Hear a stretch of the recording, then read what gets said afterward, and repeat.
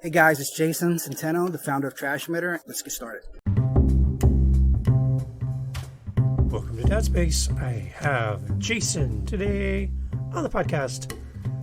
He's got like a belt. World's Best Dad. And he took the whole idea of celebrating dadness into his community, created a whole thing. And now dads compete for the belt, the title, World's Best Dad. You're world's best dad because you're on the podcast listening right now. Thank you. Here we go. Jason's on the podcast. You ready? Ding, ding. Let's get this bell going. Here we go. Jason. Let's see if we can get this belt away from Jason. Here we go. Okay, welcome to the podcast. Happy to have everybody here today. I have a new friend, a champion, world-class dad. He's got the belt to prove it, so that's kind of cool. Yes, Jason's with us today. Jason, how are you? Great. Yes, you did nail it on the head. Let's see this. Come on. I got it right here in case anybody doubts. I earned it. There's a story, and you could have one of these too if you listen to everything Dave has to share with you today. Oh yeah. Okay. Well, yeah. You have to earn this, though. It's not just given away. You have to earn this, correct? Yeah, you could buy it, but that's kind of corny to just buy it. And, well, you know what?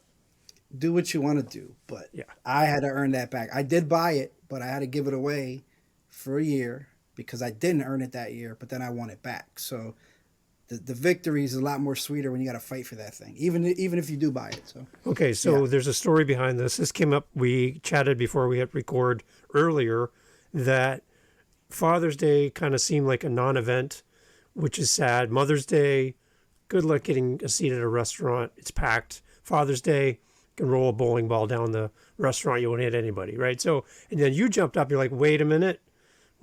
I got something to say. And so what I love is you came up with something unique for dads that is a way to celebrate all things dad in a community setting, and that kind of led to the belt. So can you kind of take us back to the start of this thing you've done in your community? Because I love it, and I think it should catch on. I think people should do this. I'm a big fan. Let's talk about that. I do too. So let's see. How do I phrase it? So I like to party, and any excuse to do that. Now, when you're older and you're a father and you got 6 kids, you can't just party. Or your parties consist of Chuck E. Cheese and random, invites over to places you don't want to hang out really because you don't know the people. But and you mentioned Mother's Day. So a while back, it's about 2.5 years now, I guess. I just thought, like, why Father's Day, kind of, like you said, it's a non-issue. How can I have fun, have an excuse, do something that's almost like a father's spring break sort of kind of situation that we can actually get away with it? Because that's the key. You can do whatever you want, but how are you going to enroll your family into this thing to do this with you and basically, take back your power in the house, at least for one day. So I came up with this idea. I was doing a podcast called The Dad Next Door. And so my first thing was, okay, so how can I write off a party? So I decided I had a guy put a roof on my house, and then I just asked him, this is kind of where it started. I was just like, well, let me see, how can I do something and not have to come out of my pocket completely for it? So the guy doing the roof, I said, hey, you guys ever sponsor like events?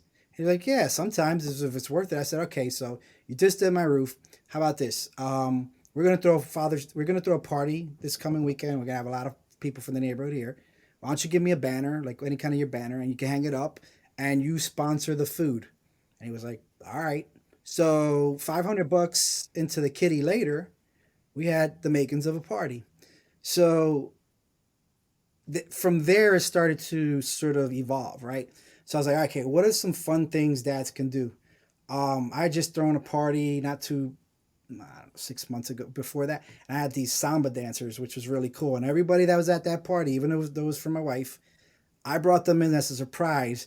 But all the dads were giving me thumbs up because I managed to squeeze in something for the men, even though it was my my wife's 50th birthday party, in a way that was relatively tasteful but very memorable. And I was thinking, how can I get these people back? How can I get some of that going on again here? So I was thinking I was going to bring these guys in. So then I started talking to the dads in the neighborhood. I was like, all right, what else would be cool? Obviously a DJ, food. What else? Oh, games. And then it was like, okay, well, a big slip and slide. So we had a couple of we rented one of those big slides, because when you do a party, it's not just for you, but it was kind of for us. But at least we'd have the kids being busy while we were drinking and doing what we wanted to do. So this thing evolved where you know at the end of the day we had a DJ, we had the big slide, we had another slip and slide, had a bunch of ideas for some games amongst us, and then this bad boy, I was like, you know what, you can't do a Father's Day without like some kind of award. So I was like, this will be the prize. So at the end of the festivities, there would be kind of like I had all these other big ideas, but they didn't kind of pan out. But at least that one did, and it was okay. So we're gonna do some random games, and we'll make up some, and then the wives will make up some, and that was cool because they made up some funny ones for us, like mansplaining and other stuff that we had on, and got and then my wife and then all the mothers started kind of getting into it a little bit, and they were like, oh yeah, we could do this, we could do that. So you get remember when you do your party, it is about you, but it's not about you. And then another key thing is this: discovered that every Father's Day, most fathers either travel or go somewhere, or they have something to do because somebody in their family said, well, that's when we're going to do it. So it's always better the day before.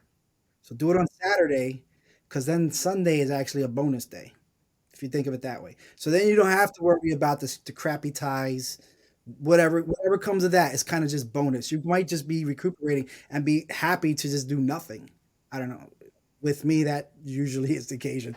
But so yeah, so we ended up putting this thing together. I got like one of those spinny wheels you can get off of Amazon for kind of, I don't know, you can probably find a used one, but the ones that you'll spin and it's like you can just magic mark, or you can do it a dry erase board and put in, and we made like point system, and I use that thing a lot. I use it on Halloween to for kids. I make them spin the wheel to see how many candies they get, and it's like you get one, you get 10, you get 20, you give me some. That one pisses them off, but like they'll take 20 candies like that, but they don't like giving it up. But I call it the wheel of torture, or the wheel of of trick. This is the trick wheel. Well, I just reuse that thing for any occasion now. So basically, like a truth or dare. I think that was the first thing we did, kind of a truth or dare on the wheel. So whatever you did, you would get like free spaces, and then other you have to just do some kind of dare and be judged for it. But yeah, that was the evolution. And then we just threw together a party.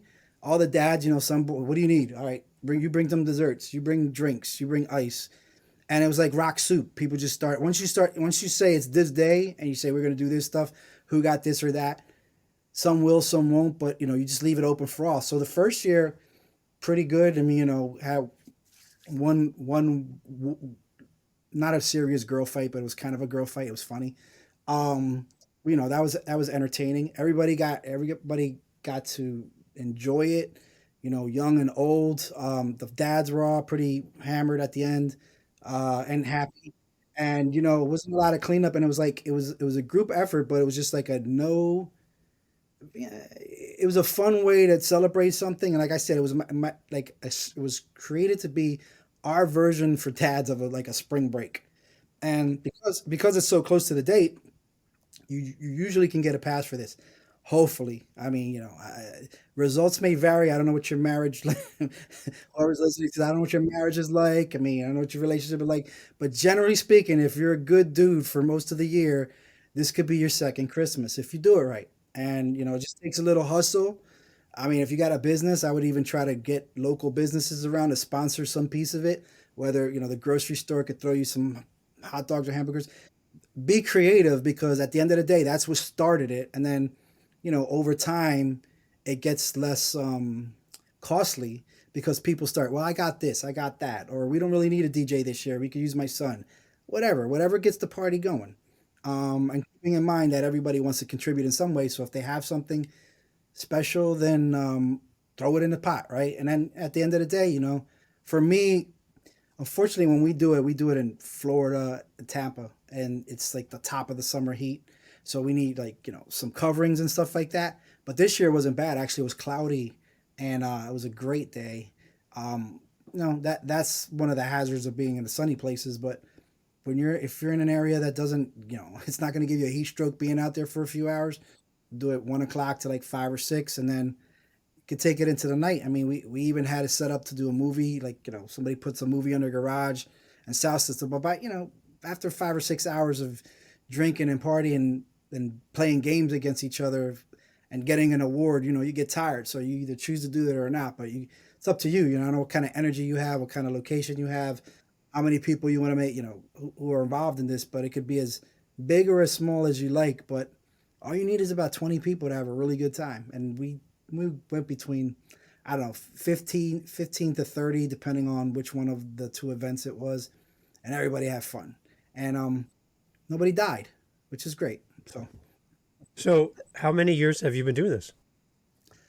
We just finished the second one. Second one, okay. Last one that just passed.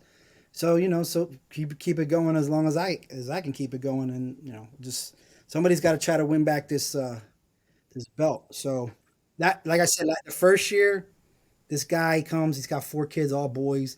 He's a Mormon. He's clean, healthy, eating, muscular dude.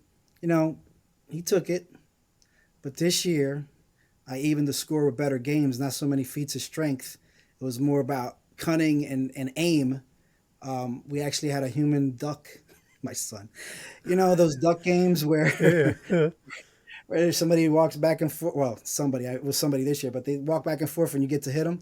Yeah. Well, I came up with one when my son was for it until a little later in the game, but they want to throw water balloons where I was like, nope, water balloons are for us. And if you want to if you want to be involved in water balloons, then you have to walk back and forth between this area. And then depending on where you stood, there was a point, the chalks on the floor. Like if you got hit in that area, it was 1, 2, or 3 points. So by the time my time was up, he was pretty upset, but He was done with it. Yeah.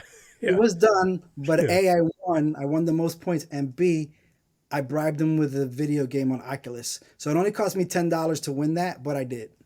There you go. Do what you got to do, man. It's about winning. So that was just one of the highlights.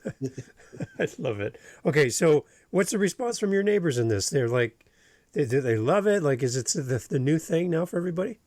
It is. So it's brought the neighbors together, the ones that aren't beefing with each other over other things. And when you live in an HOA community or you got cul-de-sacs, sometimes you got a couple people that don't want to be around other people for whatever stupid reason, but that ain't my problem. I invite them all, and if you don't want to come, that's on you.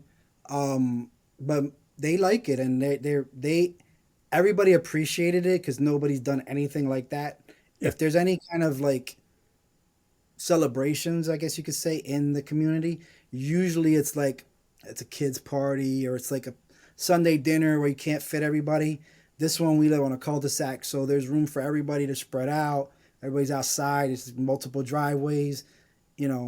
Like I said, it's a cul-de-sac, so you've got a big circle. You got all this room to go wild in, and then we the 3 neighbors kind of share yards, so we have a big space for the slide and just any kind of wild imagination kind of situation game that we come up with. So it's usually, you don't need a lot. You just need to use your imagination and then wing it sometimes, because when you get to sipping a little bit, the ideas come, and some of them are excellent and not all of them are, but you will never know until you just you put yourself there and you find out, right? Like that's how everything works, I think. So amazing. So this is Dad's Space. So what I always love to ask when I have a guest on is your dad's story. So let's talk a little bit about you, your family. Let's let people in on behind the scenes of what's going on in your home. Well, I'll clue you into some of this stuff in the background as I go through that. So my story, I am a retired firefighter from Philadelphia.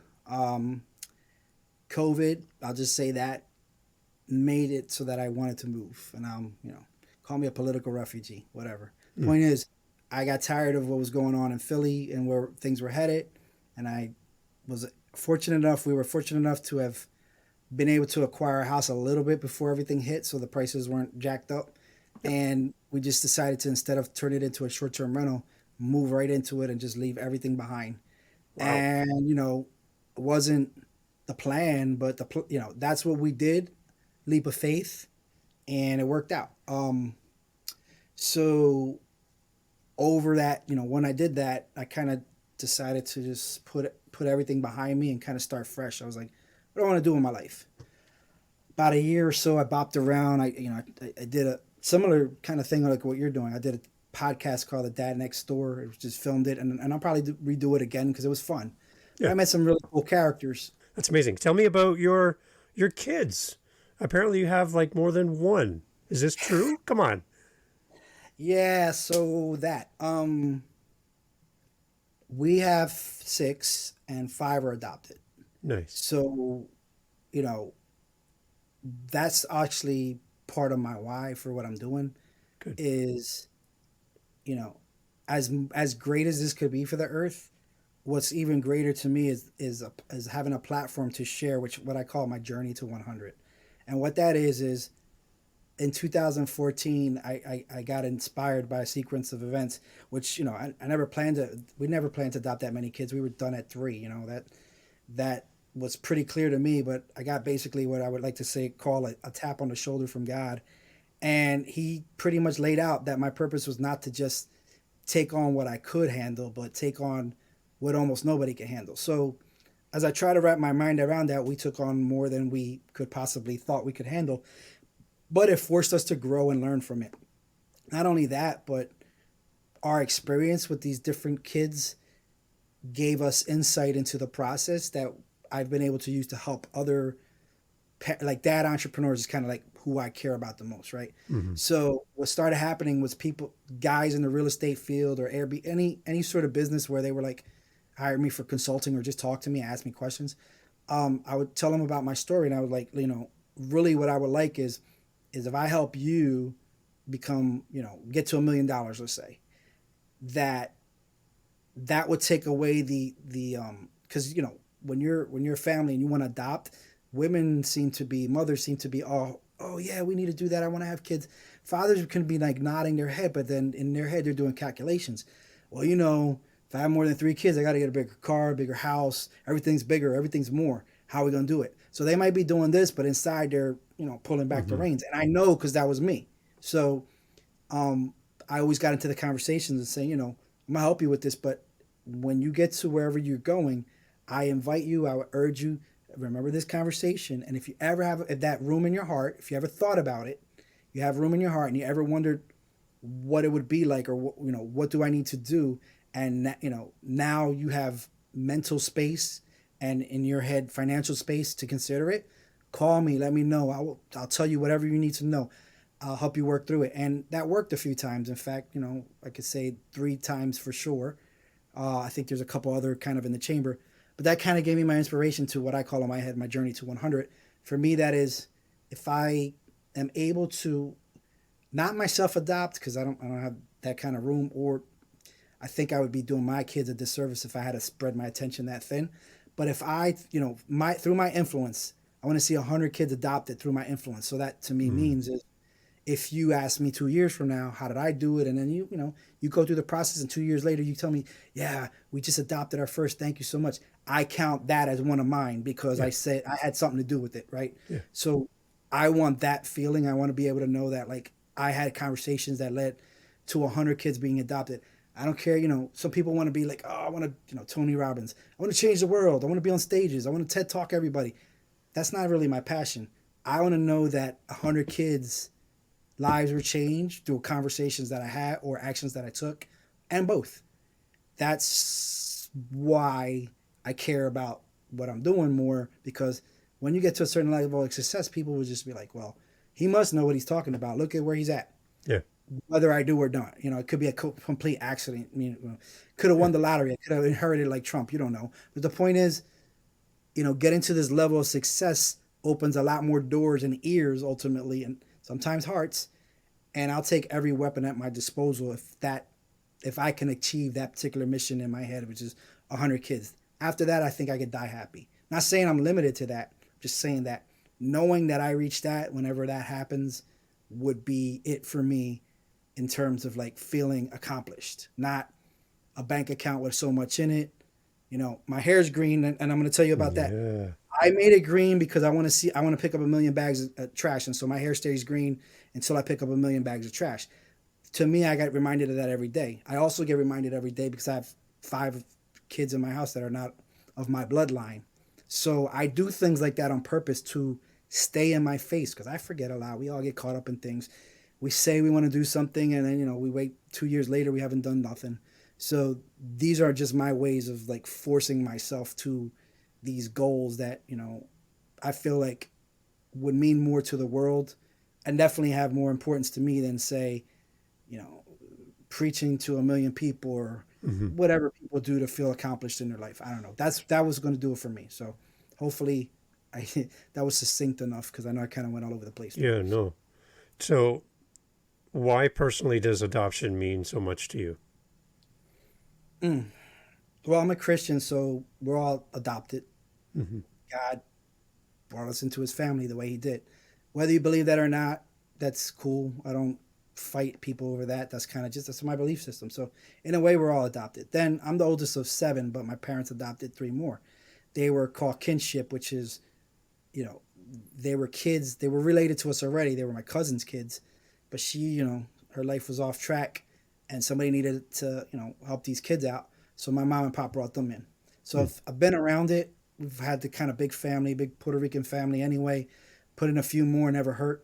It was always wow, more people in the house, but I was used to it. Um, then with us, I did want a bigger family because we had a lot. We were blessed, so I wanted to share that. But unfortunately, we were only able to have one by natural methods, and we tried for more, and it was stuff with my wife's health, and I got tired of seeing her suffer for this. Hmm. And there's enough people in the world.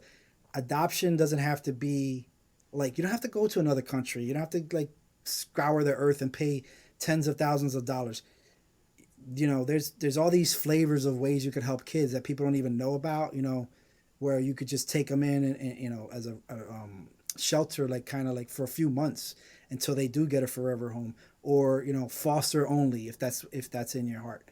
We did foster to adopt because I felt like that was just there was a need. People needed there was a need.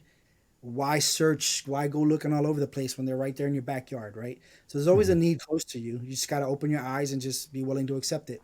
And the other thing too is I think people have this misconception that if you pay a lot of money, your adoption is going to happen, right?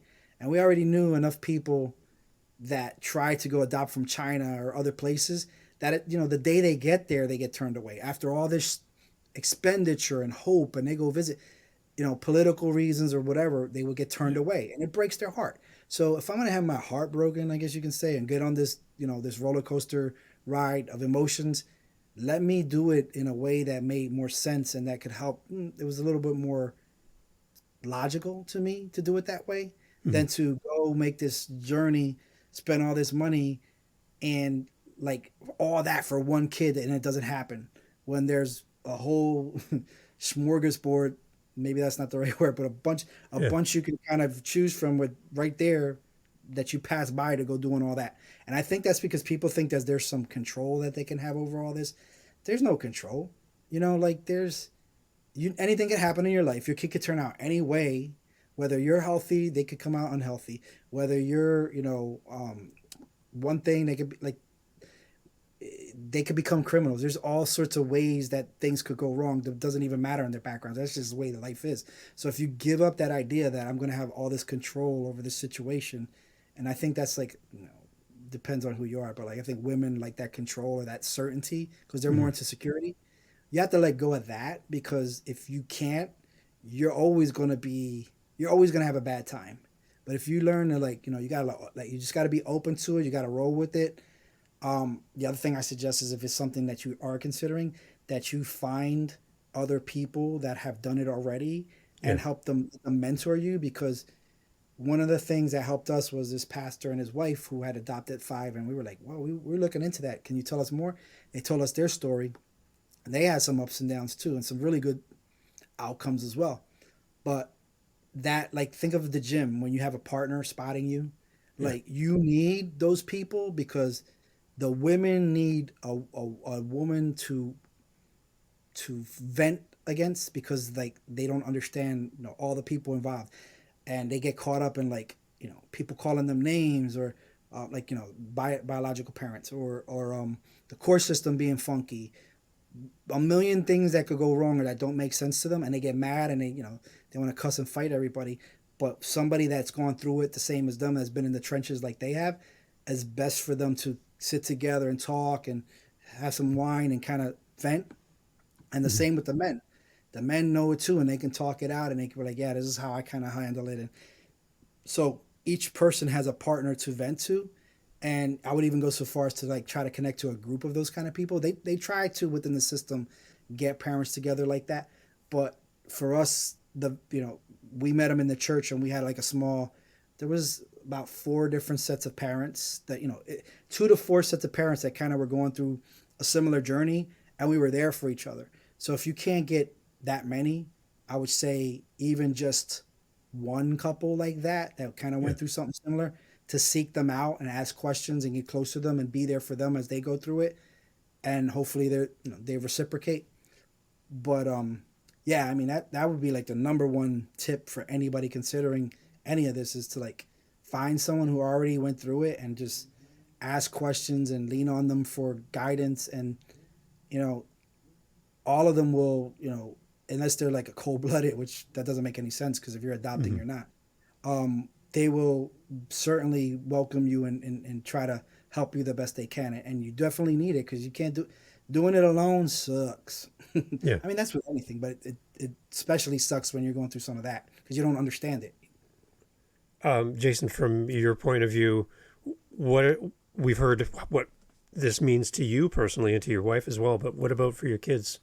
What does it mean for them to have a home and have love and have security, to have that backyard and memories? What does it mean to them? So two of them understand it on a rudimentary level. One, because we got him when he was older. He was actually the one that kind of set the rest in motion. Um, but we got him when he was older, and so he remembers his other family, and he has questions about them before. So I take special care with him.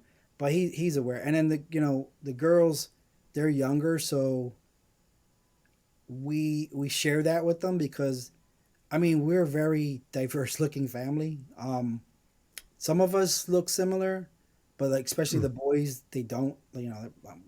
We're a Puerto Rican family. Some of us are dark. I'm on the lighter side, and then there's these two blonde-haired, blue-eyed boys. They look like they're twins or brother. They look like they're related to each other, but they don't fit with anybody else. So it takes it even though one of them we had him since 3 months old, he he doesn't see a difference, which is great because That's that's the awesome. beauty of Yeah. kids. It's like, well, I don't know what you're talking about, but the other one knows. And then my daughter, she's familiar with the word, and we talk about it. And she has questions, and sometimes they're freaking uncomfortable.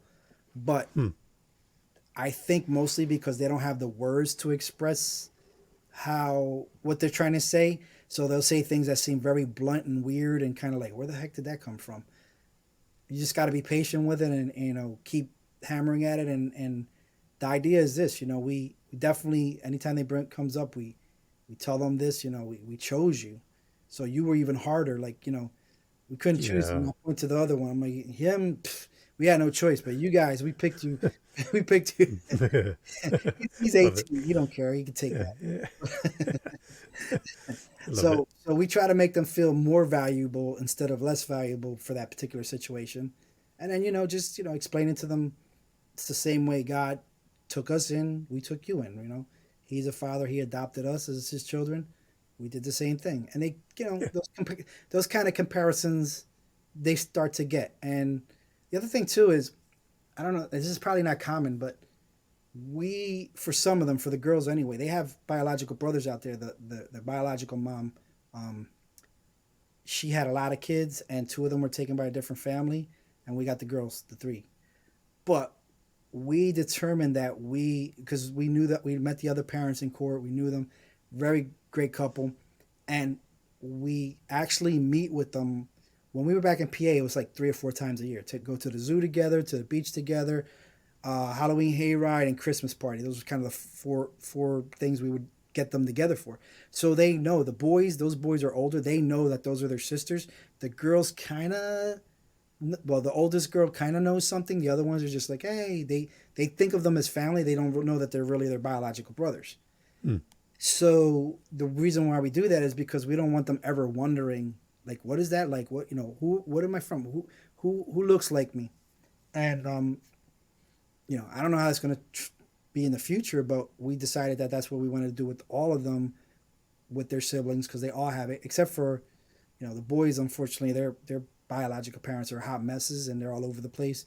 So getting them involved, especially because one of them's on the spectrum, is more trouble right now than it's worth. But the door's still open for that if under certain circumstances, because we have to protect these kids, and throwing them into the hot mess that was their former lives, like was the one that was on the spectrum. When he got exposed to his biological parent, well, his mother, every time he was around any of them, he would regress like years. Like go back to like pissing the bed and acting out and just being this wild mess of emotions. And because even though he's older, he's psychologically younger. We got to wait with him till he's a little bit older. So, I don't have all the answers. I'm just saying, like, this is the game we play. We chose it. We play it the best we can. We'll probably make some mistakes along the way, or regrets, maybe not regrets, but just cautionary tales. And that's why I feel like when people like you or anybody I would ask me about that, depending where I am in life, they're gonna have something similar they're going through, and I'm like a library of that stuff. I can tell you how we did it, what to look for, where the gotchas are, because everything sounds great when it's coming from a social worker or some kind of government agency trying to convince you to do something that might not be in the best interest of everybody there.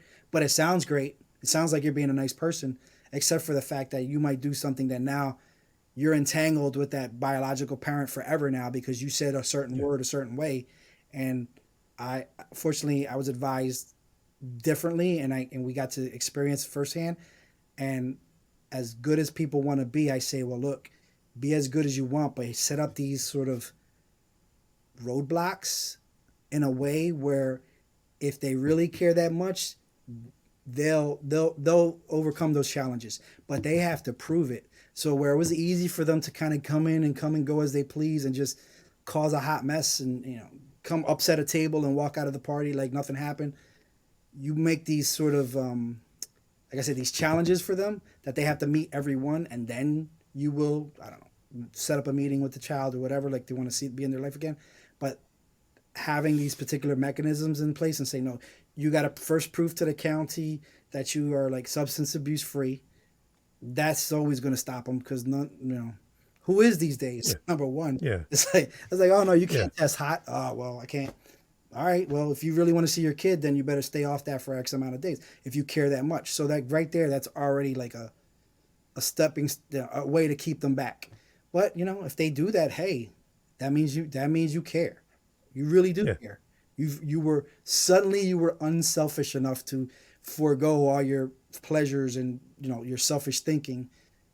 All right, maybe you are turning a new leaf. Stuff like that. But that's kind of a longer conversation for another day, I guess. But anybody out there want to reach out to me about that kind of stuff, I'm here for it. Trust me. So Jason, before we wrap up, like, first of all, I want to acknowledge and thank you for serving your community as a first responder to go where people run from and to run towards trouble. That's takes a different type of person to do that. So thank you for doing that and demonstrating that for your community. We talk about community. You build community with dads in your neighborhood. You created stuff to strengthen the dads around where you live. So you're building community there. You're building community within your home with your kids. And I love the heart. I love the passion you have for the things that are in front of you. And now they are constant reminders to you that you need to keep pushing forward. you never give up, the green hair, having the kids around the table, right? Those are reminders every day. So you're living community every day, and I find that very inspiring as a dad. To close off, Jason, what would be your tip or a lesson that you've learned as a dad you could share with other dads that are listening? One of the things that comes up a lot, and this is a debate, is how do you balance like family life and like business life? Like, you got to make money, but you also got to be there for the kids. And at first I thought there was a balance, but then I actually got it from, I think Ed Milet said it best. He was like, there's no balance. There's just one thing at a time. You do all of this one thing and then you go to the next thing. You can't be a 100% being a dad and somehow there's this work going on while you're 100% being a dad. So it really isn't about balance. And I started to see the wisdom of that. One of the things I like to say is like, it's a bunch of spinning plates, right? And we're all trying to keep all these plates spinning. But sometimes you just got to let them fall and break, some of them. You can't keep them all spinning. So for me, visually, that just means like, hey, the most important thing, that's the plate you keep spinning. What is that? I don't know. It could just be an income stream or something like that. But whatever that is, you keep the most important plate spinning. If you're one of these ADD, I got to do 20 things at once, which I'm guilty of type people. But sometimes you just got to let the plates fall and break. Because why? Because you're doing too much. So back to the balance thing is sometimes you're just doing too much. You got to do less. And then you can be better at these one or two things you really care the most about. And, again, I had to learn that by clearing my plate, as I say, when I moved and just doing nothing for a year. I just was like, nope, no real estate, no Airbnb, nothing. I don't want to hear none of it. I need to clear my mind. And then that created the seed, which is this business, this technology company that, hopefully is going to be a mechanism for change in the world. But I couldn't do that trying to spin 100 different plates. Yes, money was coming in and people feel like, I got to have a certain amount in the bank to feel safe. But guess what? How long can you keep up all this before something's going to break? It could be that bank account that you feel like it has to be this much. If you let it go to this much, suddenly you don't have to have so many plates going on and you have room to grow in the way you want to grow instead of being stuck in this constant spinning motion where you don't feel like you're getting anywhere. And that's kind of where I was. And, I decided to simplify and take less, give myself some space to breathe. So back to the point, sometimes it's not about, there is no balance. Sometimes it's just fully into one thing or fully into the other. And you just have to allocate time to make sure that you give each one of those things all you can give for that 60 minutes, 10 minutes, 5 minutes, 2 hours, whatever it is, and then go to the next thing and do the best you can. Keep it down to 4 plates and you should be good. Yeah. Awesome. Jason, we're going to share this out with our audience, and I really appreciate your time. We'll put all the links, obviously, in the show notes. There's a lot of links. You got a lot of plates spinning on social media and everything. It's great. But again, thank you so much for spending time chatting, and my greetings to Oscar behind you there as well and on your shirt.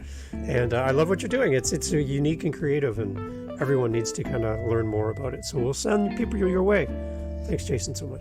Thank you. And like I said, guys, go get you one of these. There it is. All you need is to start. I think it was like $125 on somewhere on Amazon. You can go start the party in your neighborhood. Just tell them, look, you bring the beer and you can win this. I don't know, whatever gets us going. And it could be the greatest thing you ever did in your life. So far for me, it's been one of the highlights of my life. So I highly suggest go drop some money and buy one of them belts and cause a ruckus in your neighborhood. Okay, put that on and go celebrate your neighbors today and wave at them from in front of your house. Yeah, hey, look at me. I should go tease the dads again. I do that every once in a while just to break their balls. I love it. I love it. Thank you, Jason, so much for your time. Really appreciate you spending time with us. Thank you for having me. Appreciate you. All right, cheers. Thanks for listening to Dad Space today. Go check us out on all of our social media, YouTube, all that great stuff. You can find us as Dad Space Podcast. Real simple. Dad Space Podcast, whether you're on Facebook, Instagram, TikTok, even YouTube. Email us, dadspacepodcast@gmail.com. We're always looking for great guests to come on the podcast. If you have any feedback for us, let us know here at Dad Space. Looking forward to connecting with you on the next episode, right here of Dad Space. Follow us on your podcast app for more. Cheers. To you, Dad. Thank you.